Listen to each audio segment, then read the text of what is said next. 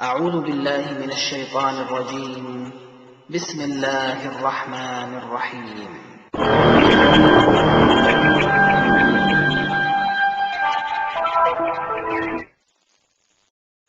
And now, I am going to hand the microphone to Professor Rahmane to make a few remarks.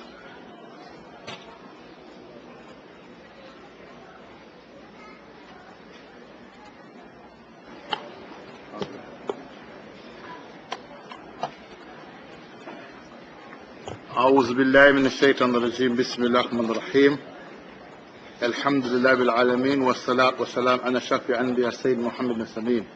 Assalamu alaikum wa barakatuh. Today my remarks will be very brief. In the new magazine that's published, there's an extensive piece about what I would like to say, but for the purpose of time, the speech the remarks that I will make is based upon two references from the Quran. One is from Surah Al-Baqarah and one from Surah Al-Anfal, so I won't recite the Arabic because of time. In Surah Al-Baqarah, the Quran says, Bismillahir-Rahmanir-Rahim, O Lord, and raise in their midst a messenger from among them who shall recite unto them thy revelations, and shall instruct them in the scriptures and in wisdom, and shall allow them to go, lo, only thou art the mighty wise. The theme of the conference is centered around the role of the Murid culture and cosmology in the diaspora. And in my discussion of the paper, I wrote a piece called Standing in the Prism of Timbuktu, Tuba and the Nexus with Diasporic People. The attempt was to introduce key historical narratives that constitute the legacy as well as the sense of people, place, and story of 500 years of struggle of African peoples to reconnect with the concept of home, Mother Africa. In this narrative, not only are these Muslims of African descent standing in this noted place, a lofty place called Timbuktu, but they have also joined others trying to understand what has happened in this favored place. Thus, in a philosophical sense, as the page of history turns, and these men are discussing their experiences in this place of grace, the issue for them becomes, what is the significance of re-entering this solemn place via the doors of Tuba? Here, one is reminded of the hadith of the Prophet Muhammad sallallahu alaihi wasallam, which is very famous in the books of tradition. Ana meditun il alihin babua. I am the city of knowledge and Ali is the gate. And another hadith where it says, Hubul watan midal iman. The love of the homeland is a valuable sunnah. As such, since the time allotted for it is limited, I will employ a summary approach to address the issues related to this topic. In this discussion, we could take several approaches to this theme of this year's celebration. I will attempt to juxtapose these two traditions in terms of the present discussion by comparing or deducing the essence of this particular context of the narration as it relates to this topic. Firstly, if we would take a flight through historical timelines, we return to the note that in terms of establish a sense of community relationship, that Murid cosmology and cultural practice tradition now dates back to 2 decades, 20 years, with the onset of 2008. In terms of social dynamism, the small community that observed religious rites and cultural practice traditions that took place in Brooklyn, New York, located on Foster Avenue, every Sunday.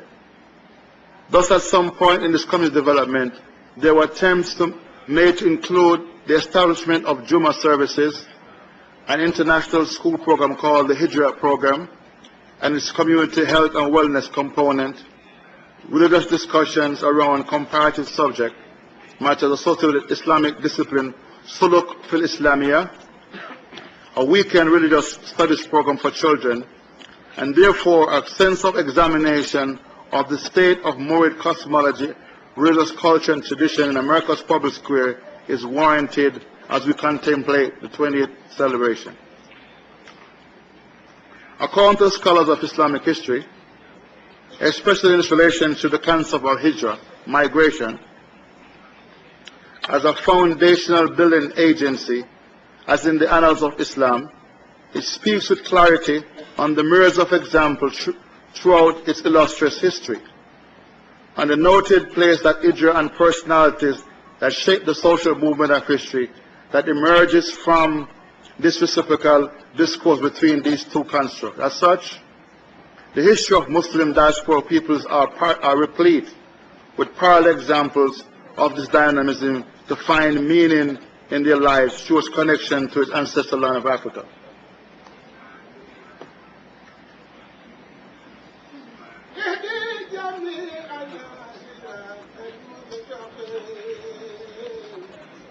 شيء كلنا بلا يقين لك خطاب يا قريب يا مجيب يا من بإله زمن خير الأجيب أبلي وللذين قد تلقوا يعودا بي لخير ندلقوا إياك نعبد ونستعين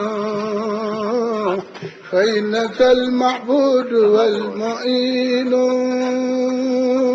دللتنا بك عليك يا رقيب يا من به ينقل كل النقيب يا ذا الصراط المستقيم هب لنا ودا به يغبطنا من قبلنا.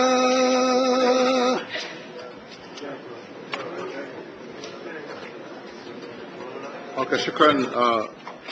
As we continue, one of the first summative points of importance is that in 1739, there was a peace treaty that was signed between the British and the so-called Maroons who lived in Jamaica.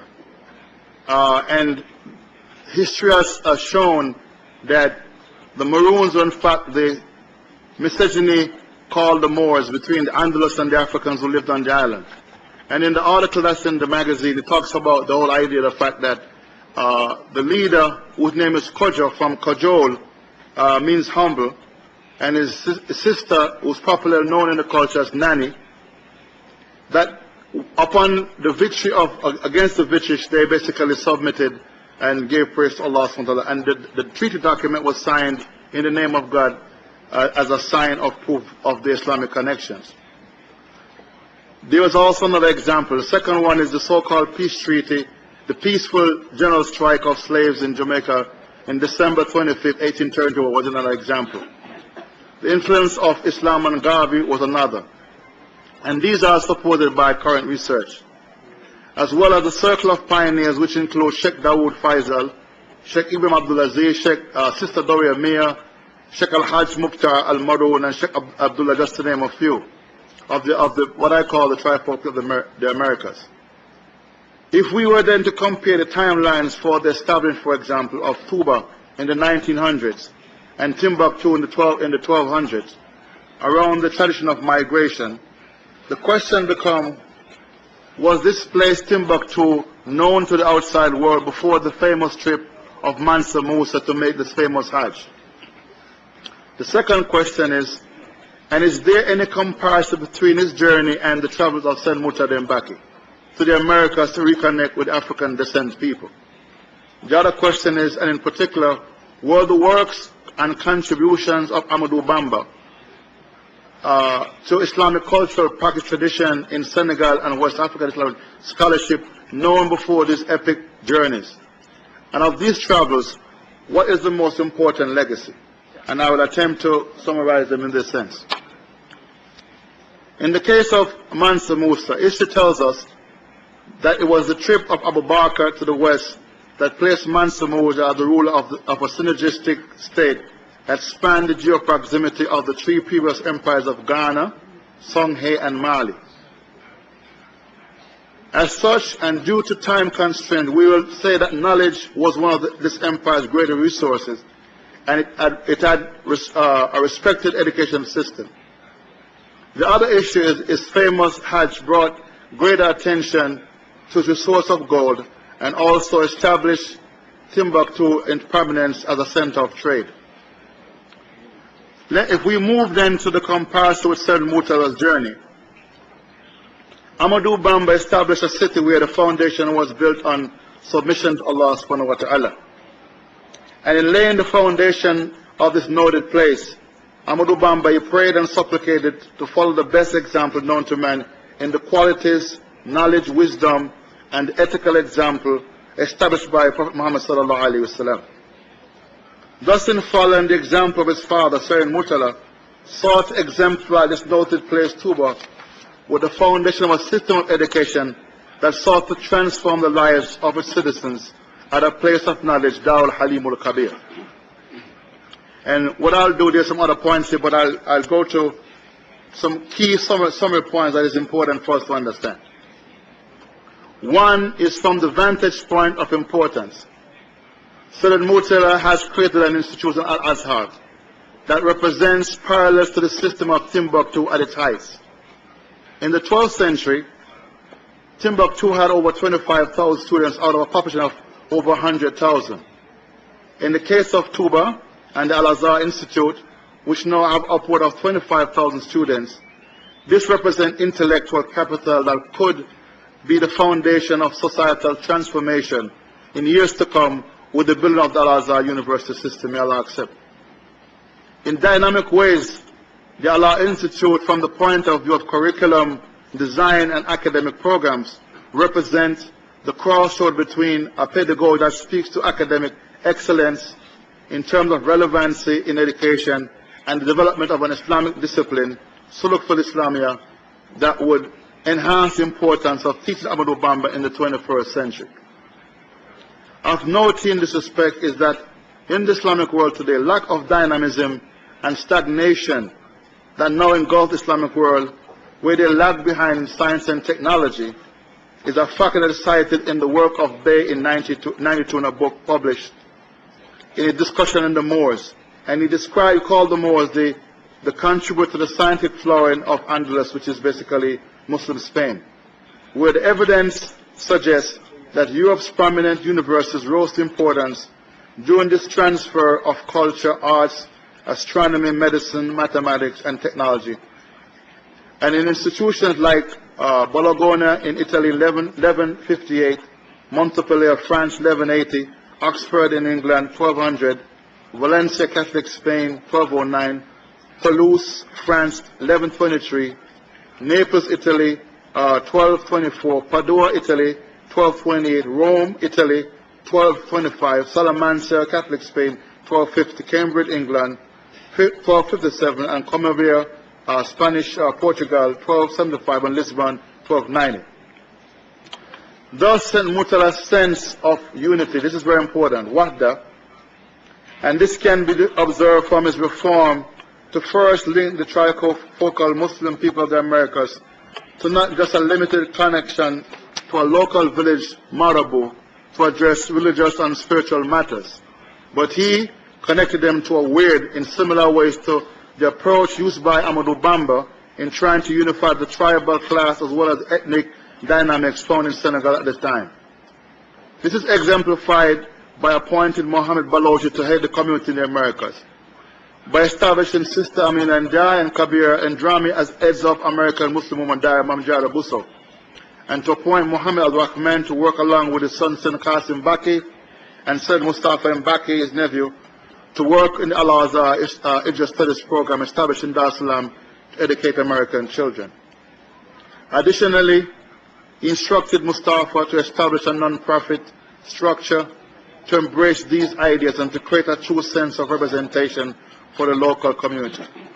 And finally, with respect to the issue of his role as a conveyor of demystifying the fallacies associated with the curse of Ham, which is an Islamic concept, but time does not lend to discuss it.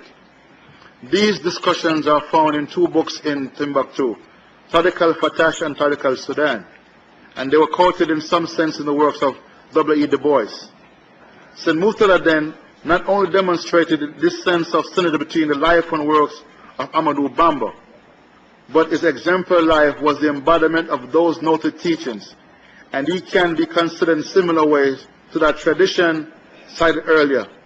Ana Ali Nuhin Wahid, Cheikh Murtala was like the Bab fil Tuba of Ahmadou Bamba's teaching, especially the forgotten contribution of African descent peoples of Muslim heritage to improve the life of the world communities, whether they are on the shores of the two Maghribain as described in the Quran, or at home in Mother Africa.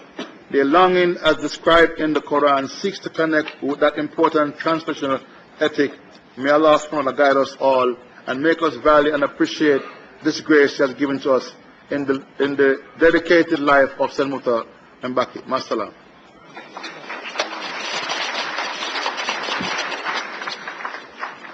Thank you, Rahmane, for your nice remarks.